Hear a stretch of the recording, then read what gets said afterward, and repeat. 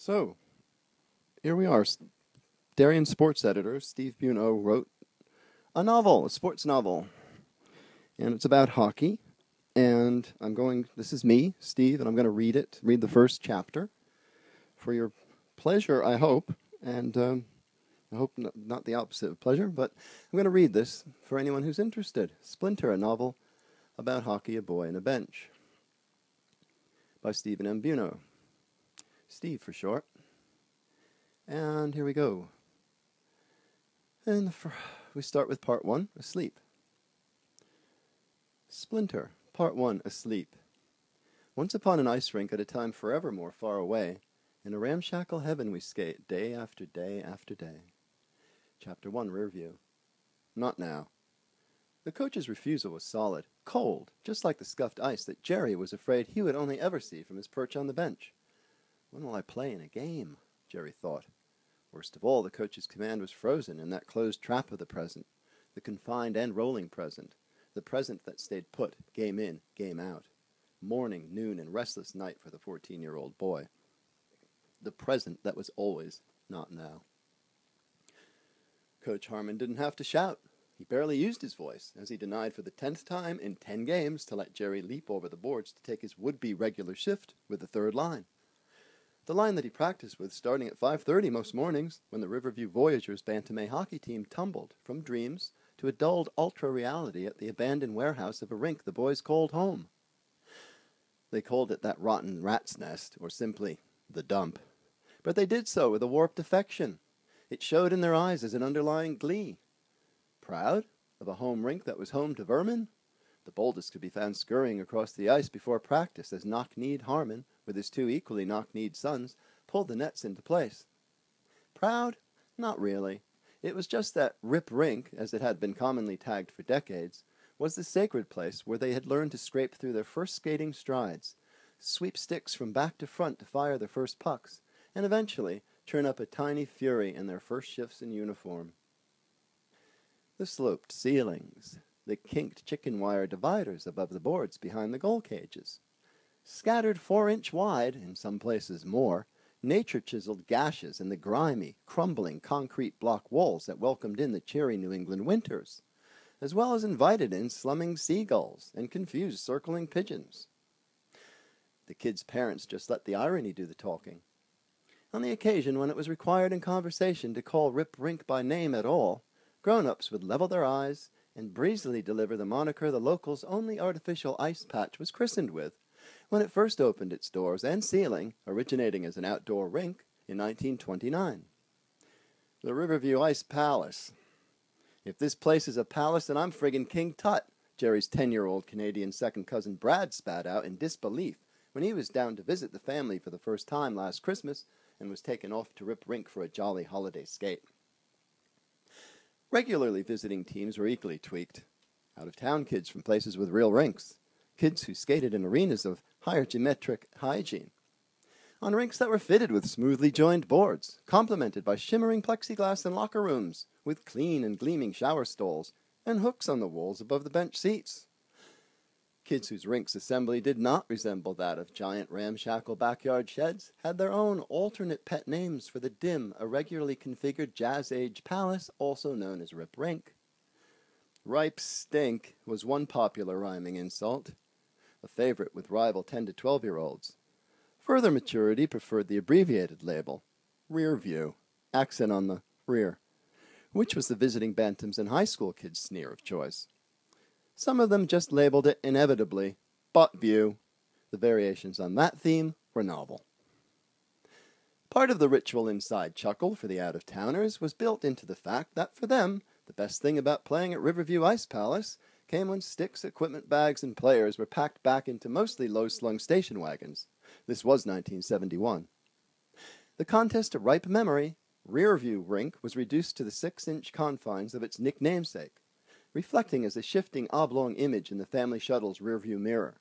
"Hey, that time again," one of them would say, relieved to be leaving. "Wave bye-bye, rear view's in the rear view." Not that anyone could bring themselves to look. Not when the object of withdrawing from Rip Rink was to somehow, quickly, scrub the remaining traces of the experience from every nostril, never mind the eyes. The place left a peculiar scent that was hard to identify as one. Reproduced in a lab, it might be a distilled amalgam, decomposed of hot cocoa, bad aftershave, and bird droppings, with a spritz of BO tossed in to boot. RIP's most obvious acronym echo, Rest in Peace, was not lost on the locals. Especially it was not lost on their visitors. It was sequestered as the home crowd's taunt to those they were hosting. The 3 funereal initials were smeared in cartoon Gothic Halloween store display letters painted on cardboard signs. The characters shining so white the generic epitaph stood out like shark's teeth against the chipped and pale Korean War-era decor of the building.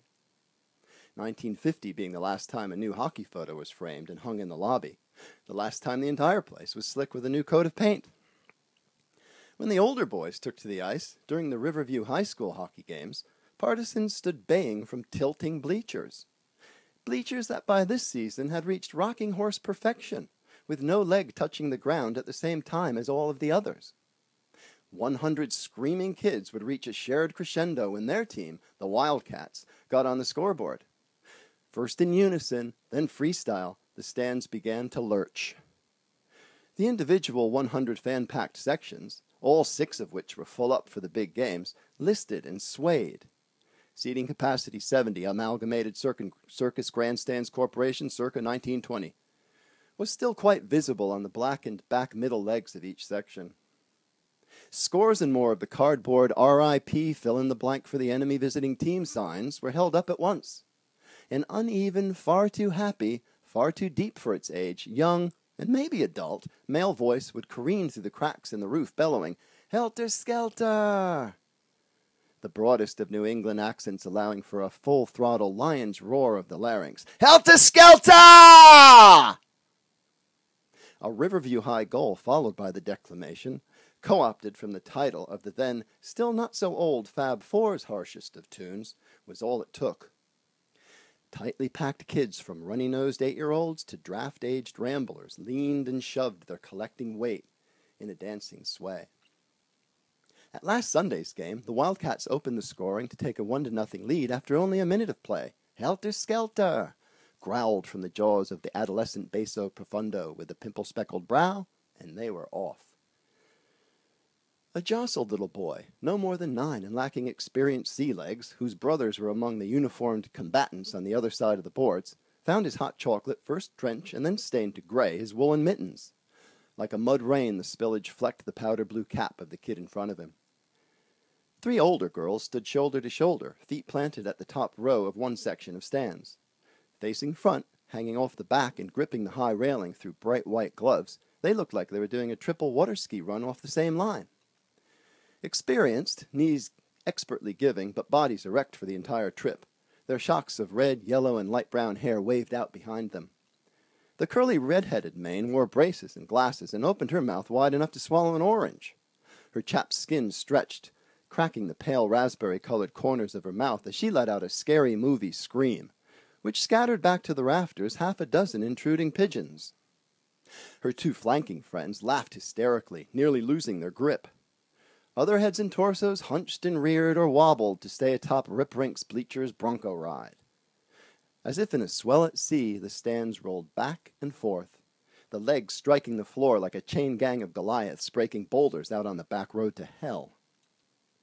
Mouths gaping, to laugh, to shout, the trip took less than a minute, with hearty screeches of all together, "Helter-skelter!" Occasionally an innocent would catch an elbow smack on a soft spot. On Sunday it was a nose that was nailed, spilling a crimson gush over all in range. "Get a towel, somebody!" one of the uninjured hollered. "Towel nothing, better get the meat wagon," another volunteered, bleachers in mid-quake. "I'm all right, it'll stop." "Won't it?" said the 11th grade boy who did not partake in sports and was still the bloody recipient of the severest blow of the game. The bleacher section didn't miss a rocking beat. The dingy red glow of the goal light switching on from behind the net was the faultless cue for the throaty call of the Wild. The pattern of the bleachers' bucking movement reminded Jerry, who caught some of the Wildcats games with his best friend teammate Charles, of the old toy top he had when he was 5. How when it lost steam it veered uncertainly this way and that before tumbling over. Upon the ultimate shouted prompt, preceded by the countdown of 1, 2, 3, 4, hundreds screamed as one that the Wildcats' opponents were going down fast. It seemed eerily prophetic of the crowd's perhaps one-day fate as well, considering the age of the abused and creaking bleachers. "What do they put in the cocoa around here?" the visiting coach muttered. "It's not in the hot chocolate. It's in the water," followed his assistant's low opinion. "It's in the water," out-of-towners would say, had said for a century, like they were tossing out the answer to a fixed quiz no one ever failed, sometimes adding, "Mad Hatters," and blinking both eyes out of sync. Riverview, home to Rip Rink, was home to Riverview Hat Corp earlier still, the town's biggest employer until people stopped wearing hats. The defunct hat factory, in sight and smell of Rip Rink, had spewed mercury-laden smoke from its stacks every day of the year. Plus, it had flushed a similarly tainted toxic bilge into the waters Riverview was named for more years than for it not to have mattered. Home was home, and this was it for Jerry, the time and the place of his ever-living present that added up to the whole rest of the universe to him. Born, living, and growing up in a small, not-so-distinct town in a small New England state, which had its best hockey credentials coming by way of its close proximity to someplace else. And what was happening at this time and in this place?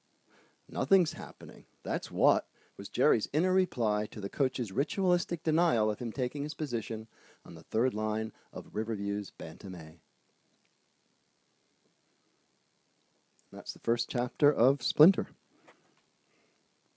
Hope you liked it. Buy my book.